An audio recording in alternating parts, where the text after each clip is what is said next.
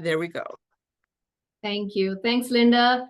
And I'd like to thank the Sacramento State Rehab Facility to give me this opportunity. When my sister asked me a few weeks ago, I was like, I already did this once before. And she was like, no, I think it'd be a good topic. So I'm Maithili Vedala. I'm better known as Dr. Nandur, Dr. Bukapatnam's sister. I actually live in Houston. I am a primary care and obesity medicine physician and practicing in the Houston area. Thank you for everyone who is here and will be here in a little bit. Today's topic is on obesity and its impact on heart disease. So I'm going to share my screen in just a little bit. Linda, let me know if any issues. I am technically and technologically challenged, so I hope to get this going. We're a good pair then. Let's see. Okay. We can all see this? Yes, that looks great. Okay. So let me see. That's the end of your talk, though, so you need to start at the beginning, right? That's right. Yeah. Yes. Just getting to see. Is this screen okay? I'm going to minimize this so I can move this. And if you go to slideshow and start from the beginning, then we won't see this on the left. Yeah, I'm trying to find that slideshow. It's at the very top here. The menu bar, home, insert, design, transition, one that says slideshow. Yeah, I'm just, I have a few other tabs that I'm trying to get rid of. Meeting is being recorded. Okay. All right. Yeah, I think I need to move this bar out a little bit. Anyway, I'm going to get started. I'll eventually figure out the slideshow, but can everyone see the screen? Okay. Yes. Okay. So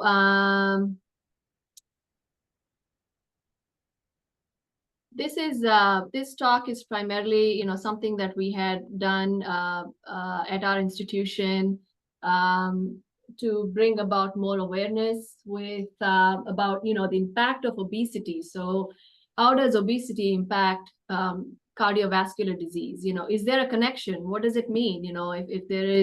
If an individual is obese, does it really impact his care? How does it really correlate? So it is known, we all know that there are risk factors such as high blood pressure, high cholesterol, diabetes, smoking, family history. These are known risk factors for heart disease, but in the recent times, obesity as such is a separate and exclusive risk factor as well for heart disease. And we'll figure out why that is and how we can manage that. So this is primarily the gist of the talk that we will be talking about. So the other things we talk about is how does, if obesity leads or can impact cardiovascular outcomes, how do we manage that? How do we approach it? How do we find out what are the next steps?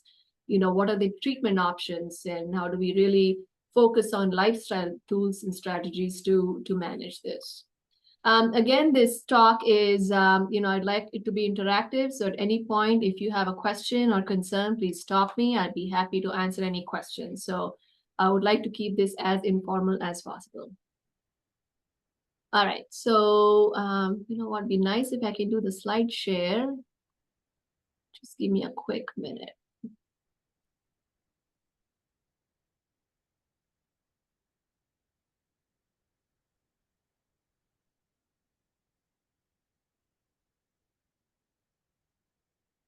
Okay, so these are all the, if you look at this as an organ,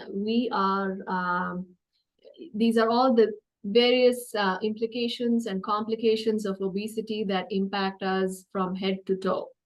But we're going to focus on the cardiovascular impacts. And so if you can look at this box here where it says cardiovascular, so we're looking at high cholesterol, which is dyslipidemia, hypertension, cardiomyopathy, which is increase in size of the heart, chronic inflammation, as well as endothelial dysfunction. Primarily what that means is stickiness of the blood vessels, which increases the risk of having blood clots leading to heart attacks. So these are the various risks that come with obesity in itself, which again impact cardiovascular risk factors, which can lead to cardiovascular disease. As we know, diabetes in this box is an independent risk factor for heart disease, so that has been marked here as well. Sleep apnea is another risk factor for heart disease. And how does that cause heart issues? Untreated sleep apnea can lead to high hypertension and uncontrolled hypertension. And we all know that, poorly controlled or uncontrolled hypertension is a significant risk factor for cardiovascular disease. This slide basically is a, it just tells us that there is a correlation between the major risk factors for heart disease, such as high blood pressure, low HDL and high triglycerides, diabetes, obstructive sleep apnea, and metabolic syndrome. These are some of the underlying risk factors, and here it states risk associated with obesity, which means that if the individual is obese, the risk of having all of these, one, two, or all of these conditions is greater than the average population, which leads to an increased risk of having cardiovascular issues. This is an old slide. It is from 2013, but I did want to mention this in this discussion. It primarily states, even though this is from 2013, as we see from 20 years ago to 10 years ago, the risk of diabetes has only gone up. So where it's light yellow and yellow in 1994 and gets darker as we get towards 2013. And I can only imagine if we kept going horizontally to 2024, this would be all deep red. And so the risk of diabetes has gone up. And again, diabetes is an independent risk factor for heart disease. So as the risk of diabetes increases with increase in population with BMI greater than 30, which is obesity, the risk of heart disease has also gone up. So that will mimic the numbers for the heart disease will mimic the numbers of our diabetic patients that we see on this graph. This is a bar graph, and we'll go through this again, reiterating all the risk factors which lead to heart disease are seen in greater numbers in individuals who are obese. So if you look at this little blue bar graph and then the purple one, the blue bar graph is for individuals who are underweight, red is normal, and green is overweight, which means a BMI of 27. And purple is a body mass index of 30 and over, which is classified as type 1 obesity. So as we see, in all of these graphs, in the bar graph here, all the purple graphs are the tallest, indicating that greater the BMI, greater the body mass index, greater is the risk of having diabetes, high cholesterol, and hypertension. So again, these are risk factors for heart disease. So in the obese individual, if they have diabetes, plus minus cholesterol, plus minus hypertension, and if they smoke, and if they have a family history, the risk of having any cardiovascular event at any age is significantly greater than the average population. Any questions so far?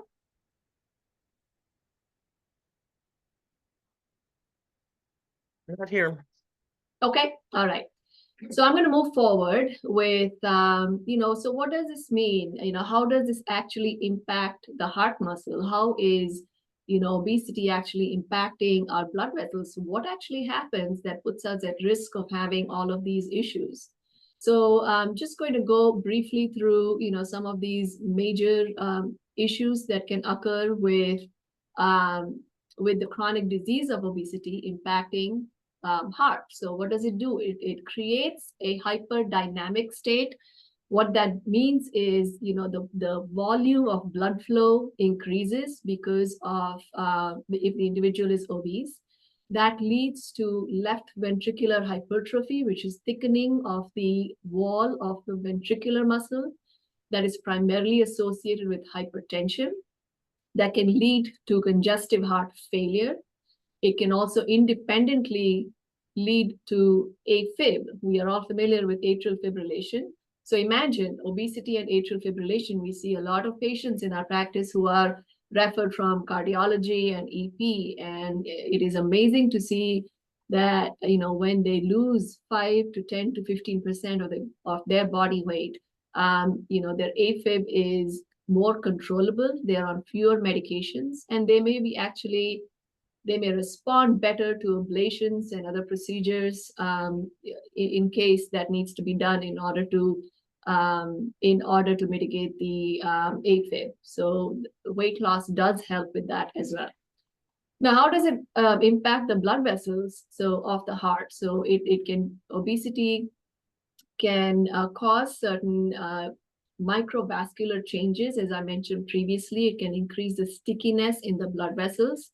And that can lead to plaque formation and plaque sticking to the blood vessels. And of course, as we know, that is one of the major pathophysiologies underlying angina, myocardial infarction, which is heart attack, stroke, which is same thing that occurs in the brain, peripheral vascular disease, PAD, which is blockages in your extremities, primarily in your legs, and other impacts.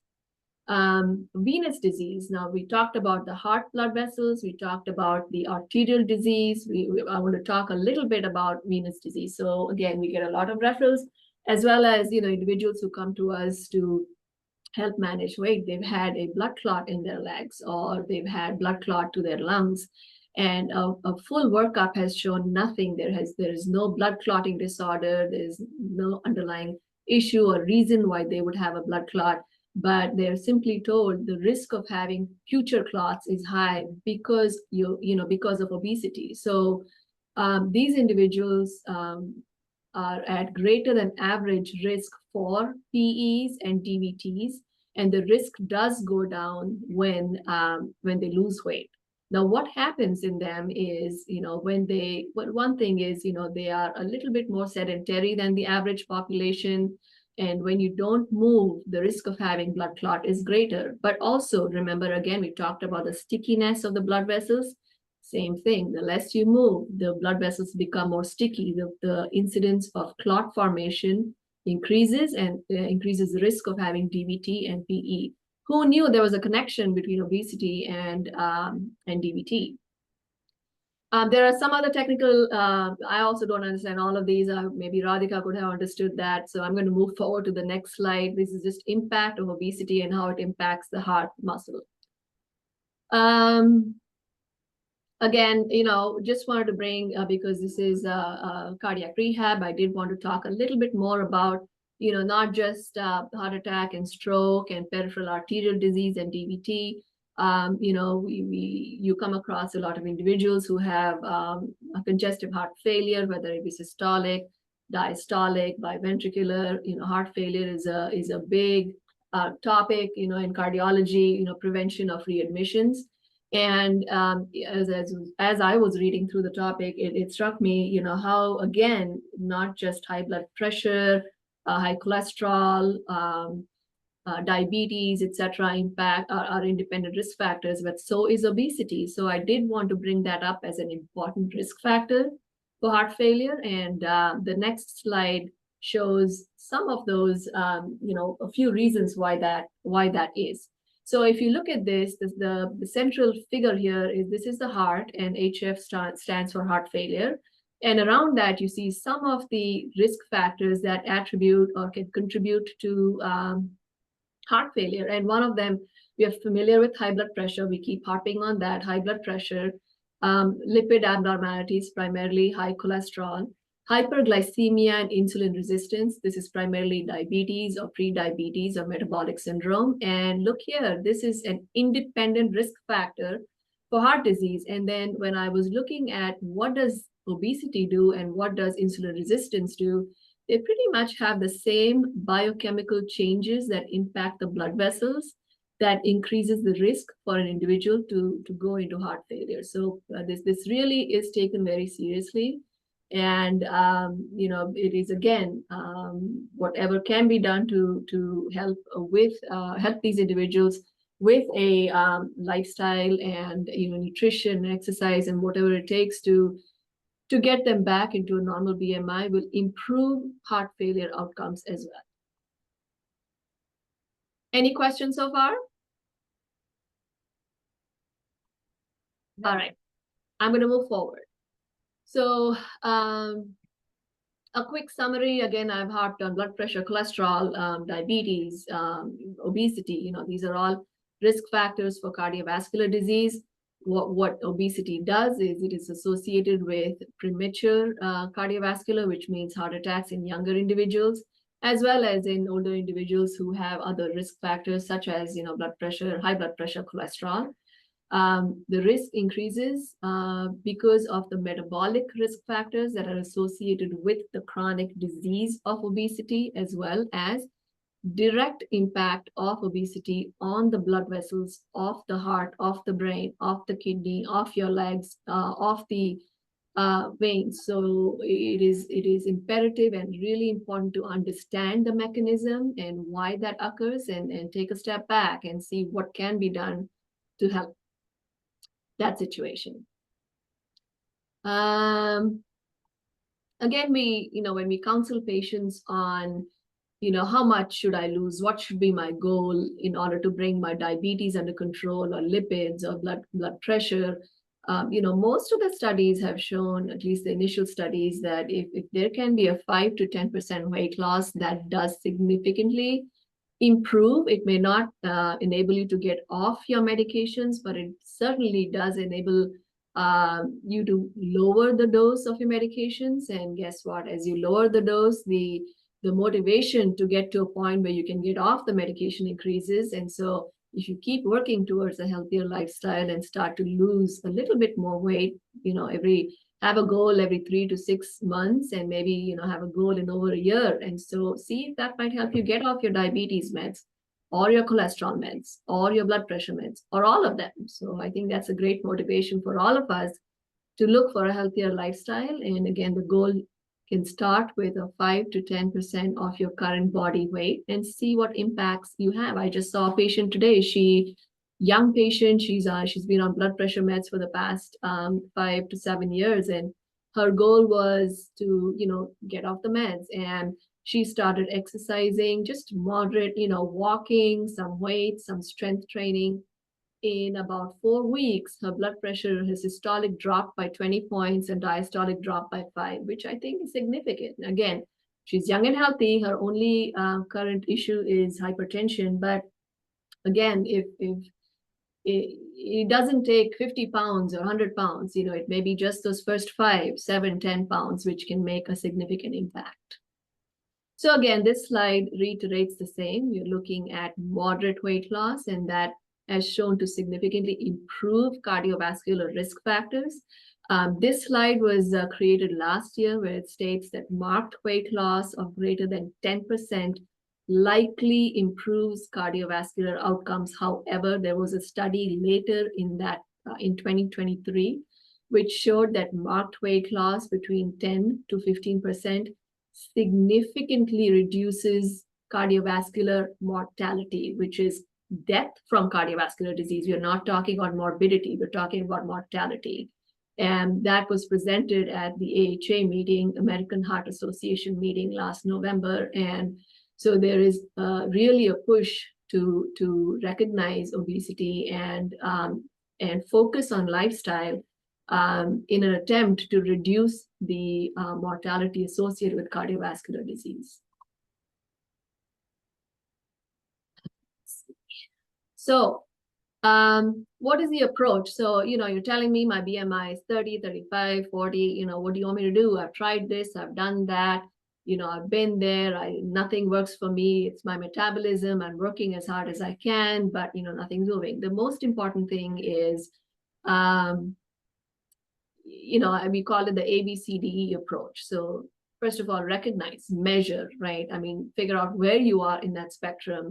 Are you normal body mass index? Are you within that range? Are you overweight? Is it obesity? So normal is 25 to 27, and body mass index is an easy calculation that even you can do. It's just height. You just need your height and weight, and there's a calculation that you can Google and put your numbers in, and it'll give you your BMI. So BMI of 25 to 26.9 is considered normal. 27 to 30 is considered overweight, and 30 and above is considered obese.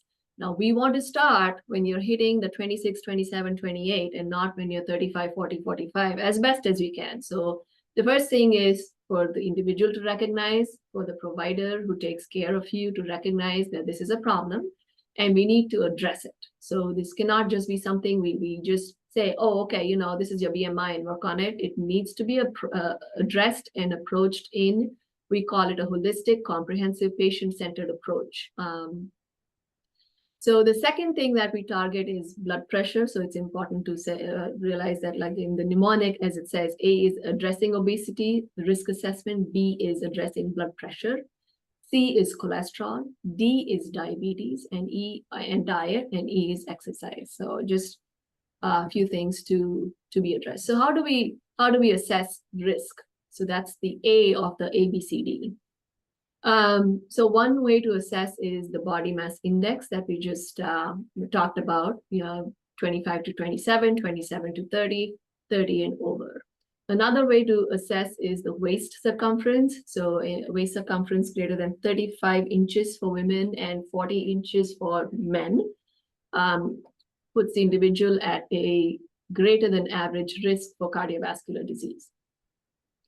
Also, in your primary care physician's offices or with your cardiologist, they're always talking about the ASCVD risk scores, which is the atherosclerotic cardiovascular disease risk score. Again, this is something that can be found online, where based on other cardiovascular risk factors such as high blood pressure, cholesterol, diabetes, smoking, age, etc., it can give you a estimated risk. And again, your BMI or if obesity is one of those risks, then it does increase your cardiovascular risk. And then the doctor will talk to you about various ways of managing that. But these are ways to assess. Here we're just talking about how blood pressure, cholesterol, and diabetes, as we previously talked about, how these numbers can be definitely impacted positively by losing 3 to 5% of weight. Any start is a great start. So, again, don't focus on running a marathon.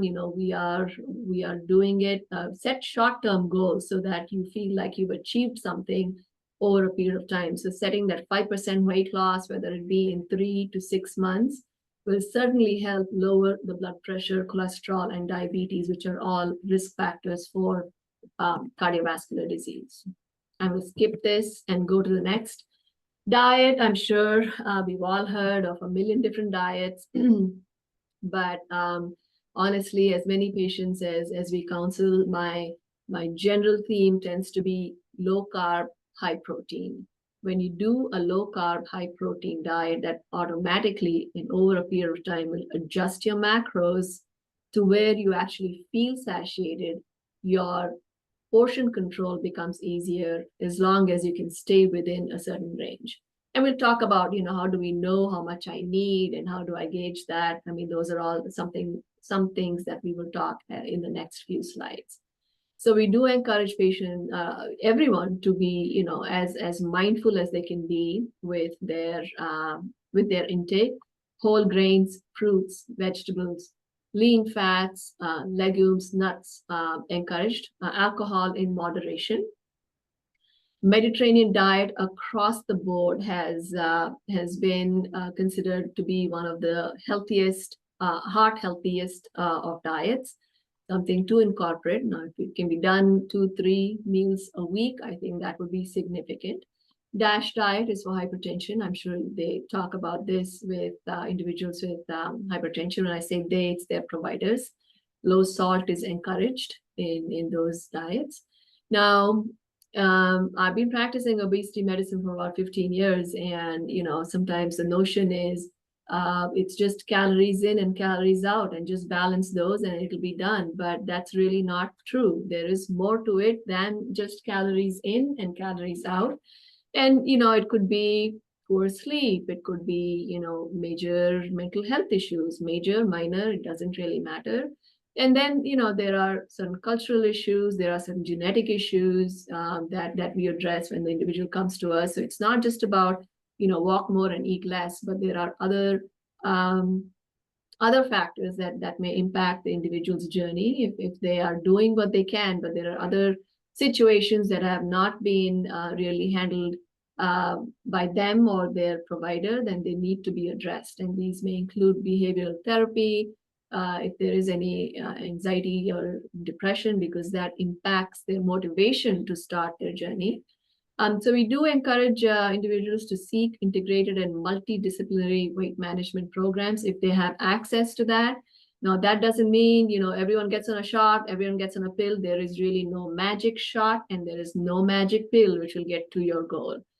Your goal is to establish a healthy lifestyle, whether it be your sleep, whether it be your mood, your activity, your nutrition, all that needs to be in place. And if you have optimized that as best as you can and feel like you're not able to make progress from there, then you will approach your provider and say, am I a candidate for any medication that might help me in my journey towards a healthier life?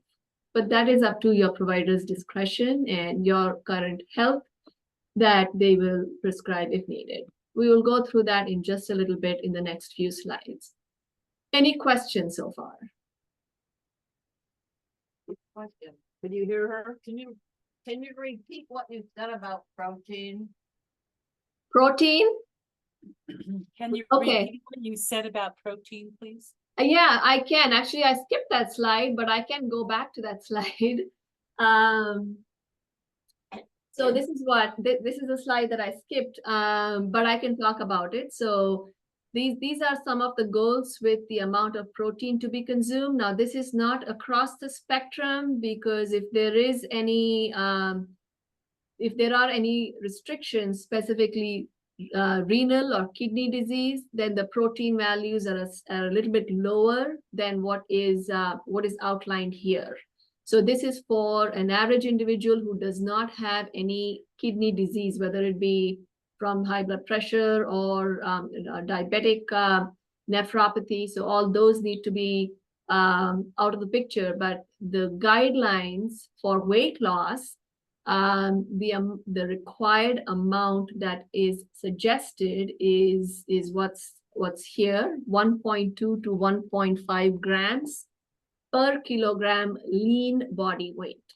So it averages to about 90 to 120, depending on the individual's lean body weight. And if we were to spread that out throughout the day, we generally encourage our patients to do about 25 to 30 grams 3 times a day. So with each meal, if they eat 3 meals, try to see if you can get at least 25 to 30 grams of protein with each meal.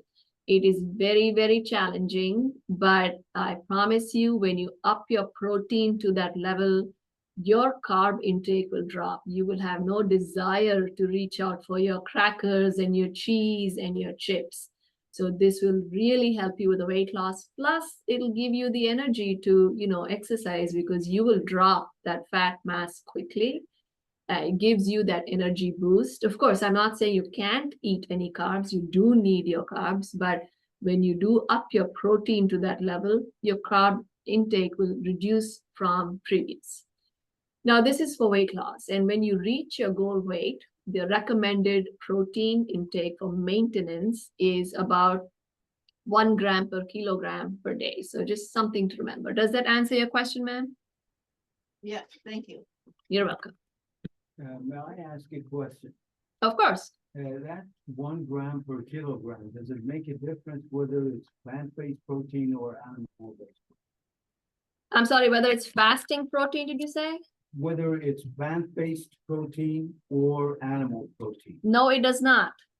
So it does not really matter whether it's plant or animal based. It's the quality of protein does not matter as long as it is protein. So patients have done well with plant only or animal only or a mix of both. So either or should be fine. My vegetarian and vegan patients do as well as my other patients with their protein intake and their weight loss goals.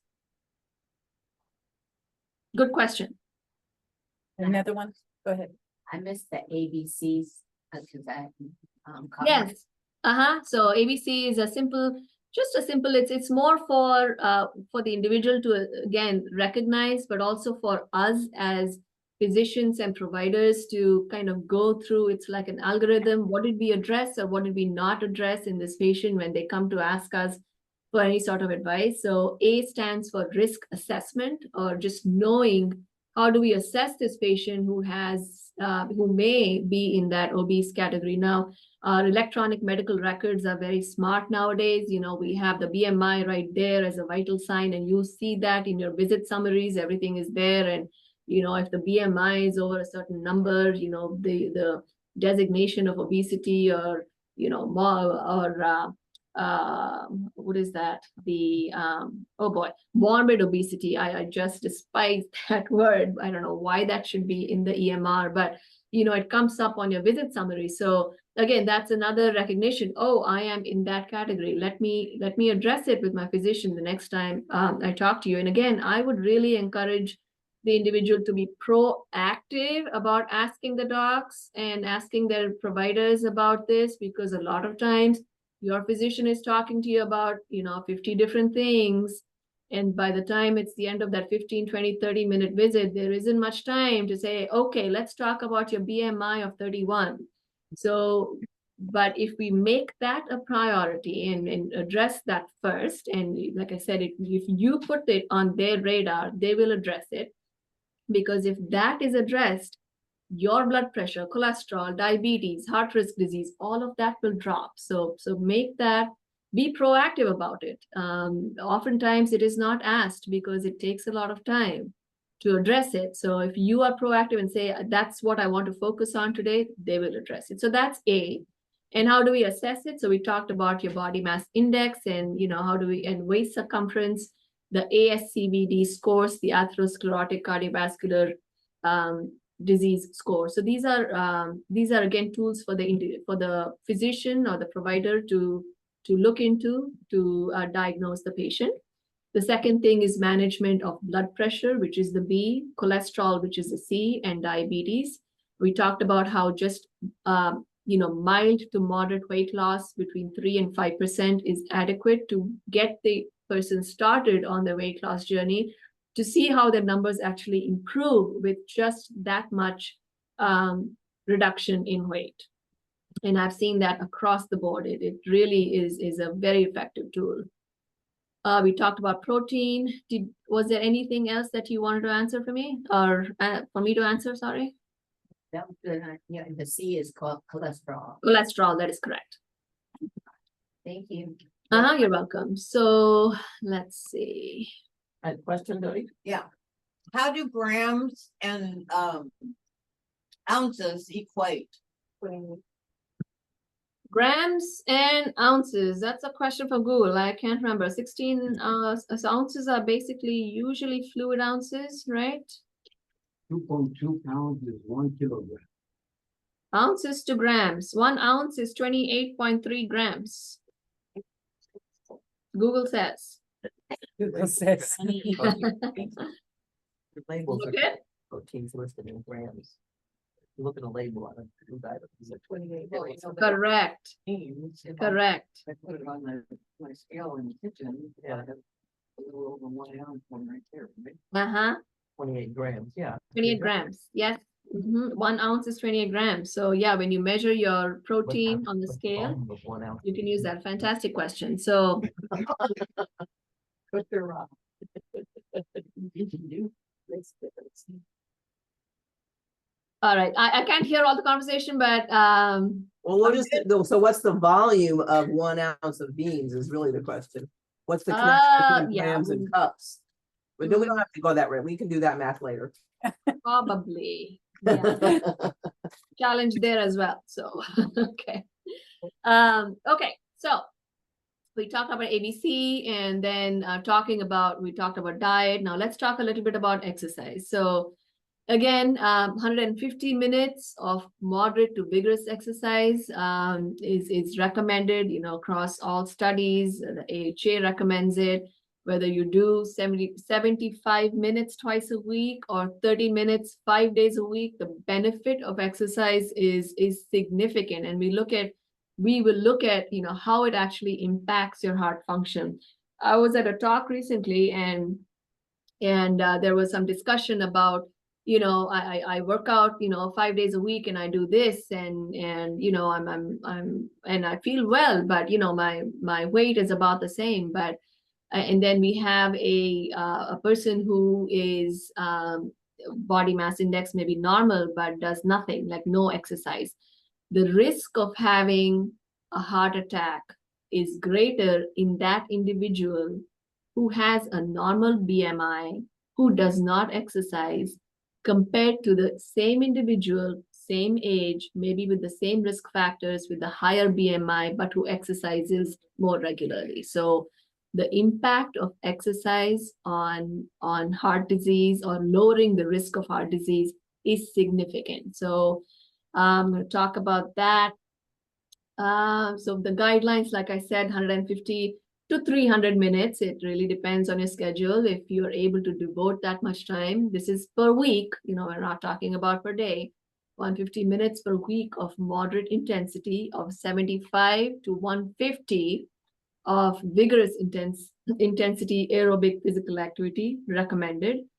I would say that if you've lost weight and you're trying to maintain at a certain goal, when you are in that maintenance phase, the number of minutes of exercise you have to do is actually greater than what you would do when you're in the process of losing weight. So weight maintenance is actually more involved than weight loss. We also really encourage patients to do the strength training. So it can be all cardio. We do recommend that you do 2 or more days, minimum 2 days of strength training.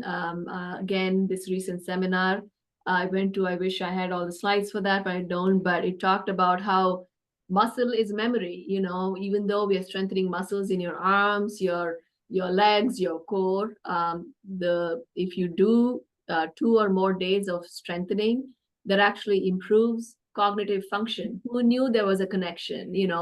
When we do the muscle strengthening or the strengthening activities, it actually improves insulin resistance, improves your overall metabolic milieu, improves your cognitive function long term. So there is a lot of studies that are ongoing in terms of how muscle strengthening activities actually help with cognition. So many, many benefits of exercise and cardiovascular health. So what does it do? What happens when we exercise? Again, it really improves your cardiac function. There's a lot of medical, jargon here, but it all summarizes to the fact that it helps the cardiovascular, it helps improve your cardiovascular function, again, reducing the risk of any untoward cardiovascular events. So what are the tools? How do we measure what is, like I said, the first part is assessing your risk. So how do you assess risk? It's not just the body mass index. So you can track your weight. You can do a waist circumference, as I mentioned, 35 for women and 40 for men. is at the higher end of normal. So trying to stay within that range is what is recommended. Biometric scales, it has become very fashionable. These are available at all stores, which gives you a breakdown in terms of your muscle mass, your water, your fat mass. And so the goal is to see if you can maintain muscle mass and lose the fat mass, and that which will help again for you to gauge over a period of time if you're making progress with your weight loss goals.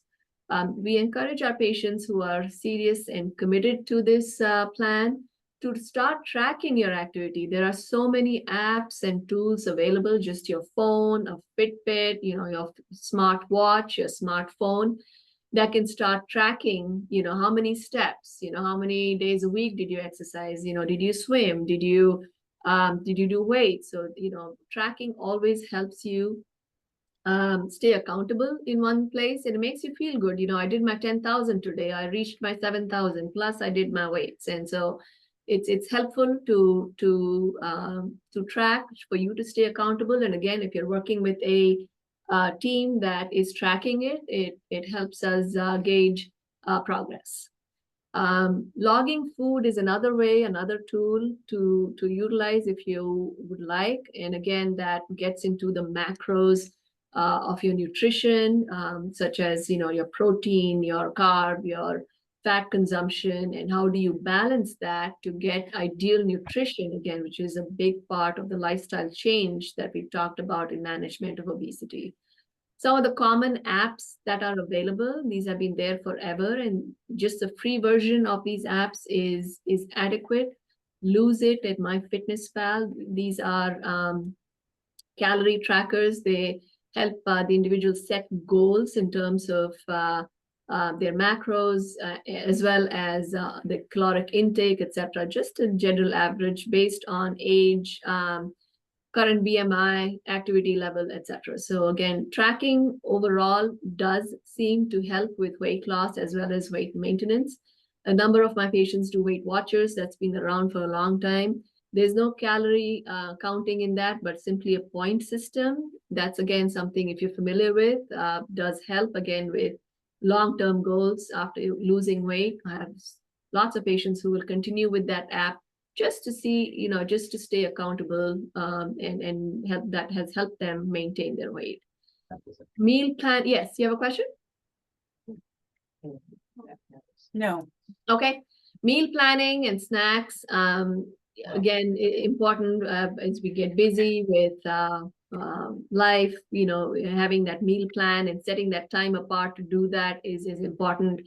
Again, trying to shop from the periphery and really not to try go into the aisles where the processed food lives. Trying to avoid those aisles would be is highly recommended, because again, you want to try to stay with the fresh and what you can, and the healthier, obviously, foods.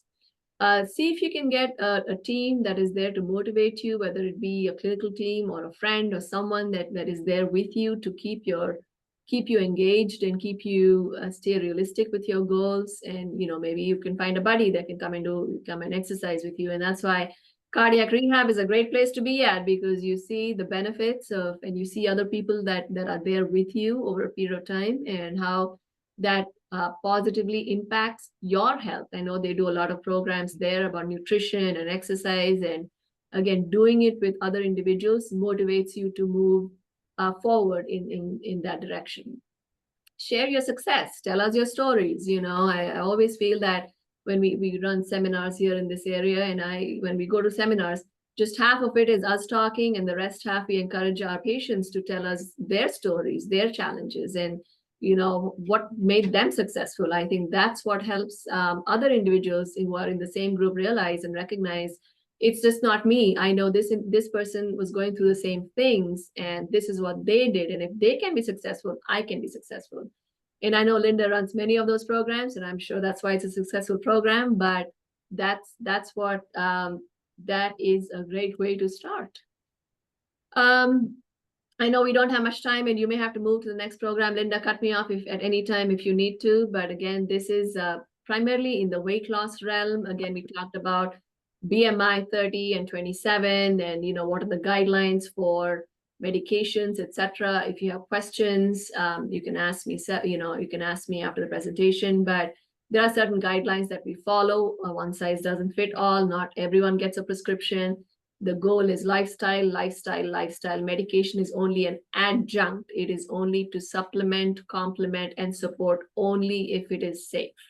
We steer away from any compounded, mix match. If anything is prescribed, as a physician who practices this every day, please stick with, if you are on medications, I would encourage you to do FDA approved that comes from your physician. We do not encourage compounded medications. Just again, in summary, obesity is strongly associated with development of multiple cardiovascular risk factors. It has a unique and independent association with heart failure. There are clear benefits of intentional modest weight loss on risk factors and benefits of intentional marked weight loss on cardiovascular disease and mortality. We're talking about death. So there are significant benefits of losing weight and avoiding cardiac death. What it needs is a comprehensive patient-centered approach for addressing all of these issues. Again, please be proactive and approach this with your provider. It could be number one on your list to talk to them about it. Always know this is a lifelong journey. This is not a, we're not trying to get to the goal in 30 minutes. It is we treat this obesity as a chronic disease. It is just like high blood pressure, just like a cancer, just like diabetes, lifestyle, nutrition, exercise, medication if needed. And if there's a relapse, we start again. So this is a lifelong journey. It is important to set those realistic goals when you start this journey. It does require time and commitment, motivation, build on your previous success, find someone that is there to support you in this journey, and then the logging like we talked about. Now, if you have any questions, happy to answer. Thank you. One more question. Yes. Do you recommend intermittent fasting? And also, I have a question about food addiction. What do you recommend if you are self-diagnosed food addict? All right. I got your question about intermittent fasting. I'm sorry, what was your other question? Do you recommend intermittent fasting? Do I recommend? Yes. So again, it really depends on the individual. I wouldn't say that intermittent fasting is for all. There are various types of intermittent fasting, and many of my patients have been successful at it. You may have heard about the 16-8, the 10-14 fast. These tend to be quite effective. What that means is for 16 hours, you're fasting. You can drink your water or anything that has no calories in it. It really boils down to water. And then you are eating for the 8 hours. But for the 8 hours that you do eat, we do want you to make sure you're mindful about what you eat. It can be, let's go to the fast food, or go to 3 different fast foods and pick up, burgers and, the chips and fries and drinks. And so that's not the fast. That's not breaking your fast ideally, right? So in the 8 hours that you are, you've restricted yourself, where you have that time where you want to eat, you want to keep that as healthy as you can. Again, the low carb and high protein. Well, again, it's not going to be the same every day, but, as best as you can. It does create that discipline where you can stop the snacking after dinner. You're not reaching out for something early in the morning. So it does work well for many of our patients. But always talk to your doctor before you start intermittent fasting. There are certain conditions, especially severe acid reflux, or if you are a brittle diabetic and having trouble controlling sugars, then the intermittent fasting may not be the best option, because those individuals we encourage them to eat small, frequent meals as opposed to big gaps between meals, because that might exacerbate some of their symptoms. So yes, it's a fantastic way to start the process, but always talk to your doctor and make sure they're okay with that. Her other question was about food addiction. Yeah. What if you're Oh, yes. Excellent question. I know about it, 'cause I went to Yes. Anonymous and it didn't work. Tell me what is your question on food addiction? Tell me about it. What Well, do I you went to that is anonymous, for about, 6 months, and it worked out really well. I lost 30 pounds, but it was so restrictive, no sugar, no flour. It was really, you get a sponsor and they discipline you really well. You have to check in every morning and report your meals. But you do lose weight. The minute they said, if you quit, you're gonna gain it back. And I quit and I gained it back. Yeah, okay. So that's restrictive. What was your question on food addiction? How do you address it unless you're in a program or, on day to day, it's a fight with whether or not True. you keep the. Yeah. keep the So it's disease. hard, right? You may not have access. Sometimes these programs can be expensive and, so it's just that you've tried a few, nothing really worked. So that's where, again, some support from your provider would be helpful, just to reinforce. But again, as I've said, it's the low carb and high proteins. Tracking your calories will be significant, it'll really help you stay accountable, but it's a commitment and it's not easy to do on your own. Sometimes you can do it. So finding a buddy that will support you, whether it be a friend or you can find, a clinic or a physician that may support you. This is not a 6-month program or a 12-month program. It is a lifelong journey. So if you're able to do it on your own and be successful at it, it's the best thing you can do. But if you feel like there are, you've done what you can and then you need more support, then again, try to reach out for the resources that are available to you. But food addiction is a true thing, food addiction is true, and we've seen that many a times. And there are so many things that impact or have led to that, whether it be from childhood, finish everything that's on your plate, never waste anything, you got to have this. You can't go to sleep if you're hungry, you got to have your 4 meals a day plus the snacks. Used to be that way, and now it is more and more in the younger generation, the drive-through. Right? No one has time, parents are rushing with kids. It's easiest to go through a drive-through, get the unhealthier but less expensive food, as opposed to prepping the food at home. And so that has led to, what is cooking? I have patients who are in their 30s, 40s, and 50s sometimes who come into the office and say, what's protein? I don't know what protein is. This is what I was given when I was a child, and this is what I do now because I don't know any different. So unfortunately, these poor habits, if there is no intervention, becomes a cycle where they just don't know where to break it. They don't know better. They just think that this is what it should be, the unhealthy lifestyle, and that becomes difficult to break away from. Food addiction is specifically also seen in, we see that in some individuals with binge eating and some eating behaviors. Again, those are a little bit more complex, where we seek help or have the patient seek help from a psychiatrist or a psychologist. As I've mentioned before, obesity is not just intake and output. There's a lot more that goes into it that needs to be managed. And sometimes it could be some PTSD, some traumatic event that they went through that, when they were younger or at any age, that triggers that emotional response where they feel like food is the only comfort that they can obtain. And so that becomes a cycle. They don't feel well, they reach out for food, they feel better, move on. The next day, another trigger, emotional trigger. Food is there's a source of comfort and support. And again, that becomes a cycle. So these are all the questions we address with our patients when we see them, because it's important we address those issues as best as we can to see if we can break that cycle somewhere. But yeah, there's nighttime food addictions, there's various kinds of food addictions. The only difference, and I'll stop at this, but I tell this to all my patients when I give the talks. So we compare food addiction to smoking and alcohol oftentimes.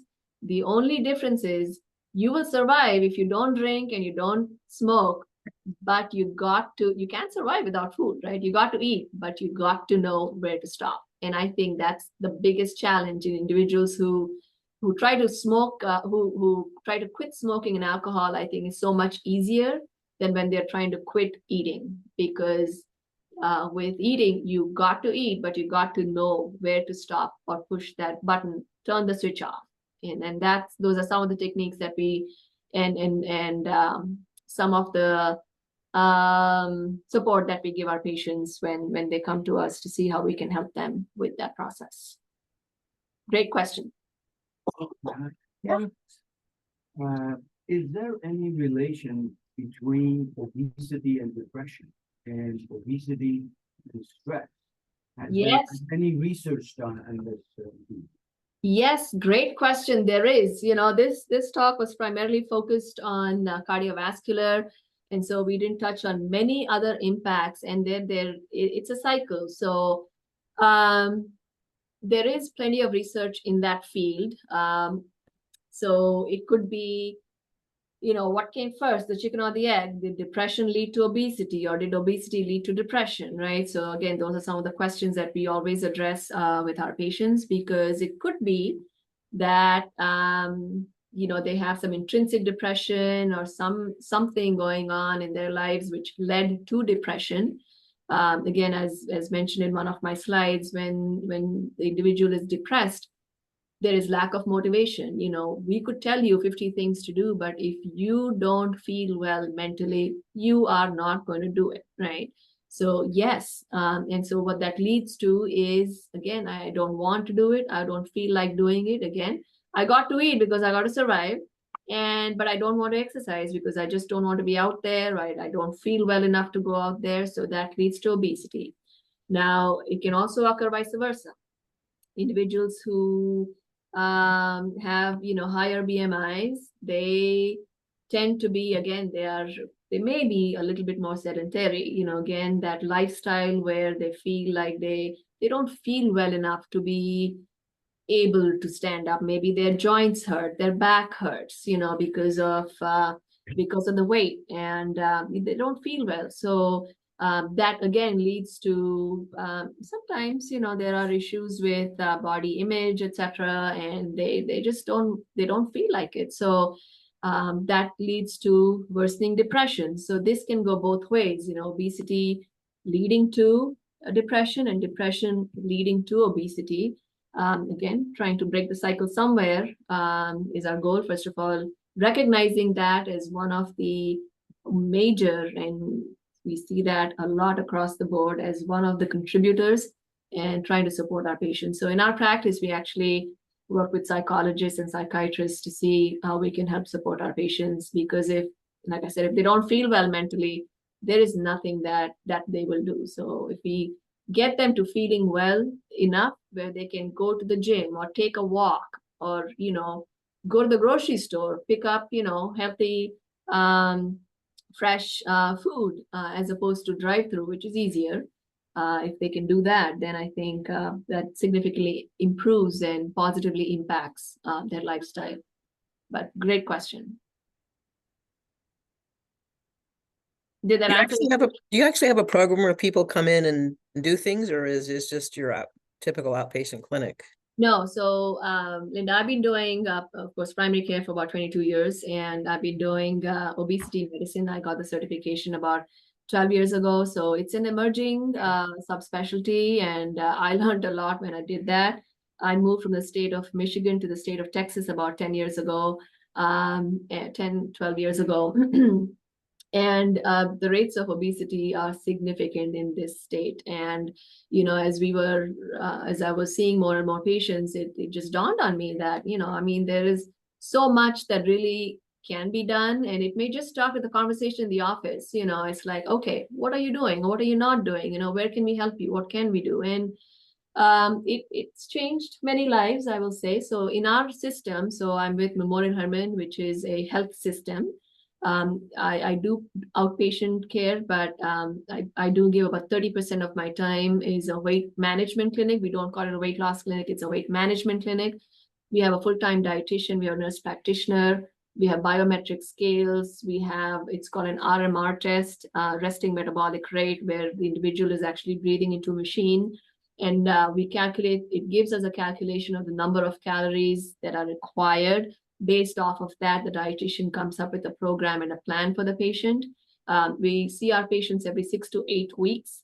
Medication may or may not be part of the journey, but it is the constant reinforcing accountability, with these patients. And then when they see progress getting off their diabetes meds or blood pressure or cholesterol or, just overall feeling better, mood improves, we've seen definitely it has made a significant impact. It is challenging because in primary care, we do not have the time to be able to give our patients to talk about all of these. Like I said, by the time we get through the list of 10 problems or issues that the individual has, by the time it comes to your weight, we're like, okay, next time. And we know when that happens. So that was an initiative with the system last year. And so we have a dedicated clinic for weight management in this area. It sounds like it's all individual therapy. You don't have group classes where people come in and. Yes, you're right. At this point it is, we started with 4 patients a day and we've grown to, full schedules with waiting list of 3 months. So we are at that point now where we are exploring that as an option to see if we can start doing some group sessions for follow-up visits. Yeah, I would think it would be well received if you did it. I think so. It's all about billing, right? So that's what we are struggling with, trying to get the system to support that. We are actually the only clinic for the system. So everything is the first time for the system. So everyone's trying to figure out, how does the dietitian bill? How do you bill? How do we do HMO patients? So Right. We are learning as we go, but I think it is a good place. We definitely feel like we are making a positive impact in our patients' journeys. I'm sure you are. And are you aligned? Is there a college in your town? Not affiliated. Well, I would say Memorial Hermann is affiliated with UT, which is the University of Texas. There are several UTs in the state of Texas, and UT, we have 3 other clinics like this in UT, but with Memorial Hermann, there is the only one. But yeah, we do not have any rotating residents, or it's not academic where I work at. Right. Interesting. Well, thank you so much. Any other questions out there?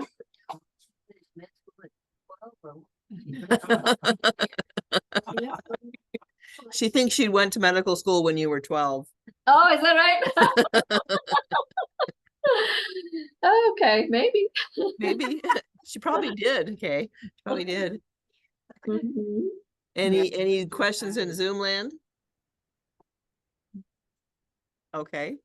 I Right. think, it appears to me that obesity is a very cultural thing. I traveled to Argentina and Buenos Aires. I really had to look very hard to find any obese people. Yeah.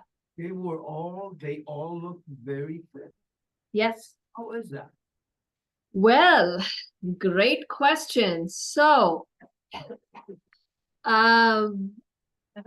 United States is probably number 2 in the world for rates of obesity. And So who would be number 1? it's not 1, it's 1.5. It's almost there. So Who's fatter than us? yeah, some of the emerging, countries. So yeah, it is one of the top 3 countries, let me say, with the most number of obese people. I truly believe, and all the studies have supported, it's the junk we eat. Not free, but easy access, drive-throughs, cheap food. We don't walk anymore, right? I mean, if you go to Europe or other countries, you walk more than you drive or you ride, or you're using your 2 feet.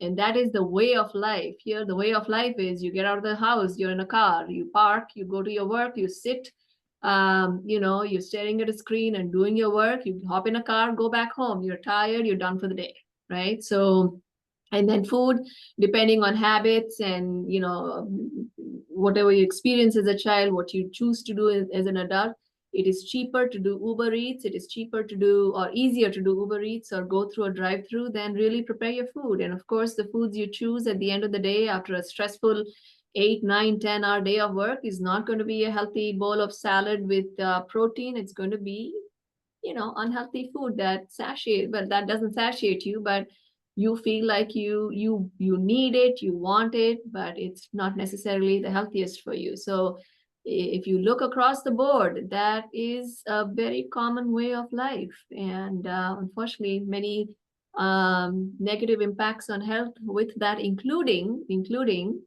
colon cancer.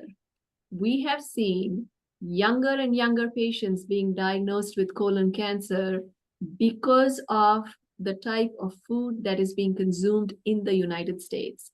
The screening goals for colon cancer used to be start screening at 50, now it's 45. The risk of colon cancer has gone up so much, and the number one reason is because of the types of foods we consume, the processed foods. That was just mind-boggling to me. And we do see that, in my primary care practice, younger and younger patients with colon cancer. Sad state of affairs, but great question. So that's why I think we're getting there. We need to change that. We need to change. We can't be number one everywhere. This would be a You know, good of course, thing. I had to Google this, and the countries that are fatter than the United States are the island countries, Samoa, the Cook Islands, Tonga. Yes, but they are, 100 the size of Yeah. countries. So, yeah, we're not far, but by far we are the, Yeah. we top the list. Right. Anything else? Thank you so much. This has been excellent. Thank you very much. Yeah. Excellent. Cut it out. That's food. Thank you. You guys Yeah. have a fun weekend, okay? Yeah, thank you, Let's thank you. start some walking. All Yeah, right. yeah, we got Okay. that down. All right. Okay. Bye-bye. Thank you so much. Mhm. Bye.